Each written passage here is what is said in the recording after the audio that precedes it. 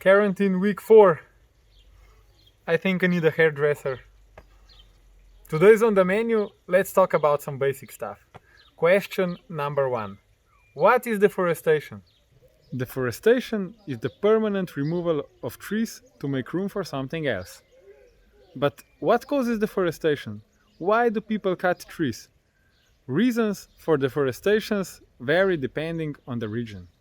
Generally, deforestation occurs because communities need wood for construction, fuel to cook, fuel to keep warm, and land to plant crops and feed their families.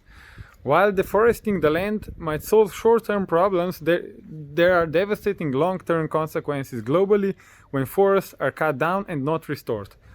These extremes usually happen in very poor countries where people are forced to cut trees in order to survive. But there's another reason: capitalism. Human population is rapidly growing and demand for food is getting higher and higher. A lot of land is needed to plant all the crops humanity needs. In poor countries like Indonesia, corporations buy forest land and cut it in order to plant palms for palm oil. Interesting fact: palm oil is used in almost every processed food we buy in our grocery stores. But most of you didn't know that, did you? Until now.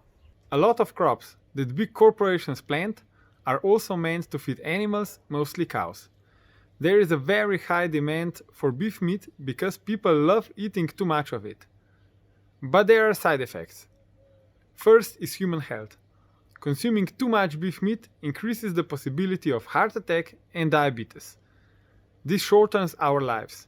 Second side effect is we need much more land to feed a cow than to feed a human.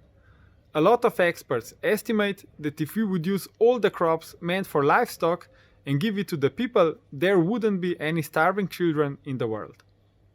Next week, we will talk about how can we fight deforestation together.